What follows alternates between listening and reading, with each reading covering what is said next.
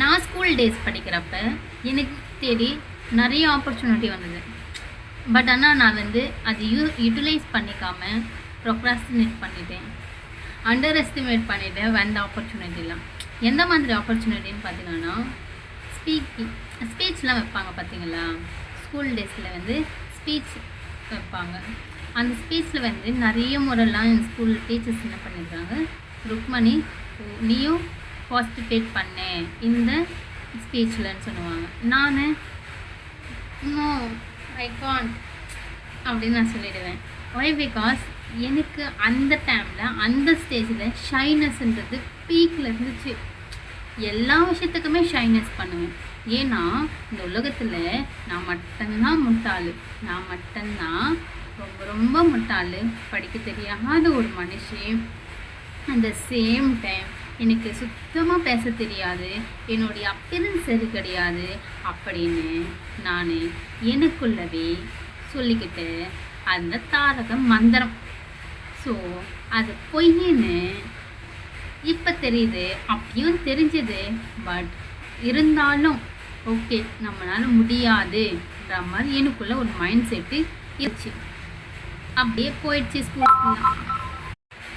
அப்படியே ஸ்கூல் டேஸ்லாம் போயிடுச்சு. ஸ்கூலும் முடிச்சு ஆச்சு. முடிச்சிட்ட பிறகு என்ன பண்ணுவோம், காலேஜில் போயிட்டு ஜாயின் பண்ணுவோம். நானும் அதே மாதிரி ஸ்கூல் டேஸ்லாம் முடிச்சுட்டு காலேஜுக்கு போயிட்டு ஜாயின் பண்ணுறப்ப அப்போ தான் ரியலைஸ் பண்ணேன், காலேஜ் லைஃபுக்கும் ஸ்கூல் லைஃபுக்கும் டோட்டலி டிஃப்ரெண்ட்டுன்னு. ஸ்கூல் டேஸில் இருந்த மாதிரி காலேஜ் டேஸ்லாம் இல்லை. ஸ்கூல்லலாம் வந்து வாண்டடாக வந்து அவங்களே கூப்பிடுவாங்க, காலேஜில் வந்து அந்த மாதிரிலாம் எதுவும் கிடையாது. ஸோ நான் என்ன பண்ணேன், அப்படியே நல்லா டிகிரியில் காலேஜில் என்ன பண்ணேன், சூப்பராக படிக்கலாம் ஆரம்பிச்சிட்டேன். திடீர்னு வந்து எனக்கு கம்யூனிகேஷன்னா என்னன்னு தெரிய ஆரம்பிச்சிது. எப்படி வந்து சோசியலில் நம்ம கம்யூனிகேட் பண்ணணும் இதெல்லாம் அப்போ தான் எனக்கு வந்து அதனுடைய ப்ரிஃபரன்ஸ் என்னன்னு தெரிய ஆரம்பிச்சிது டிகிரியில் போனோடனே. அப்போ ஆனால் டிகிரியில் வந்து அதுக்கான எனக்கு ஆப்பர்ச்சுனிட்டி கிடைக்கல. ஸோ அப்போ தான் நான் நல்லா ரியலைஸ் பண்ணேன், நம்மளுக்கு வந்து ஒரு முறை தான் நம்மளுக்கு ஆப்பர்ச்சுனிட்டி நம்மளை தேடி வரும். அந்த ஆப்பர்ச்சுனிட்டியை நம்ம கரெக்டாக யூஸ் பண்ணிக்கின்னு இருக்கணும். நான் அப்போ வந்து யூஸ் பண்ணாமல் இருந்ததுனால எனக்கு காலேஜ் படிக்கிறப்ப எனக்கு செம்ம இன்ட்ரெஸ்ட், நல்லா பேசணும்னு ஆசைப்பட்டேன். பட் ஆனால் பேசுறதுக்கு எதுவுமே எனக்கு கிடைக்கல. ரொம்ப ரொம்ப நான் வந்து டிஸப்பாயிண்டடாக ஃபீல் பண்ணேன்.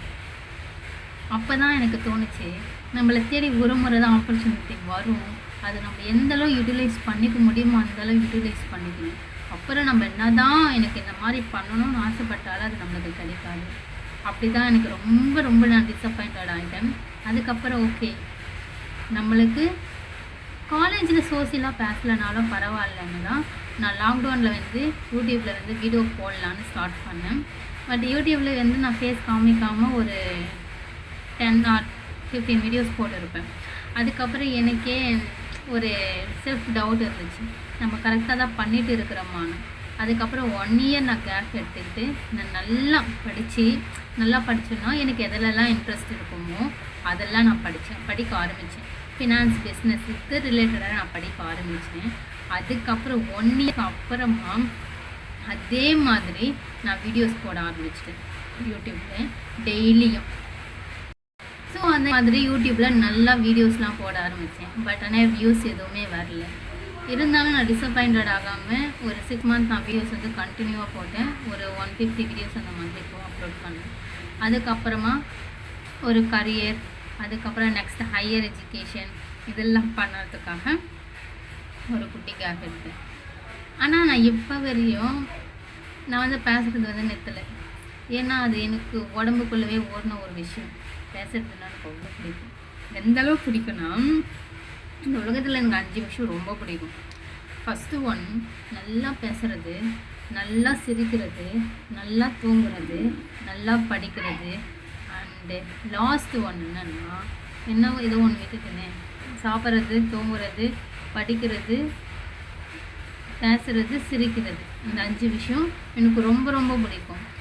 அதனால இந்த 5 விஷயத்தை நான் யாருக்காக விட்டு கொடுக்க மாட்டேன் அவ்வளோ சீக்கிரத்தில். டிகிரிலாம் காலேஜெலாம் முடிச்சுட்டு வேணே நம்மளுக்கு வந்து பேசுகிறதுக்கு யாருமே இல்லை, ஃப்ரெண்ட்ஸ்லாம் யாருமே கிடையாது. இப்போ தான் ஒரு கண்டுபிடிச்ச ஒரு டூல் யூடியூப் சேனல். இதில் தான் வந்து எல்லாமே பேசுவேன். இப்படி தான் நான் வந்து என் ஃப்ரெண்ட்ஸ்கிட்டையும் நான் பேசுவேன், என் கிளாஸ்லேயும் நான் இப்படி தான் பேசுவேன். எனக்கு தெரிஞ்ச விஷயத்த லப்பான்னு சொல்லி முடிச்சுடுவேன். யாருக்கு புரியுதோ புரியலையோ நான் பேச வேண்டியதை பேசி முடிச்சுடுவேன். அதனால நான் ஒவ்வொரு நாளும் புதுசாக லேர்ன் பண்ண ஆரம்பித்தேன். இப்படி தான் என்னுடைய ஜர்னியே ஸ்டார்ட் ஆச்சு. நான் காலேஜ் படிக்கிறப்ப நான் நிறைய விஷயத்த வந்து என் ஃப்ரெண்ட்ஸோடு ஷேர் பண்ணுவேன். அப்படி ஷேர் பண்ணுறப்போ சூப்பர் இருக்கு, வேறு லெவல், இதில் எப்படி உனக்கு தெரியுது அப்படின்னு அவங்க கேட்குறப்ப எனக்கு செம்ம ஒரு பூஸ்ட் எனக்கு கிடைக்கும், அந்த எனர்ஜி கிடைக்கும். அதனால் நான் டெய்லியும் புதுசாக லேர்ன் பண்ண ஸ்டார்ட் பண்ணேன். அது இப்போ வரையும் நான் மறக்காமல் இருக்கணுன்றதுக்கோசம் இன்னமும் நான் வந்து படிச்சுக்கிட்டே இருக்கணும், படித்து தான் அப்லோட் பண்ணிக்கிட்டே இருப்பேன்.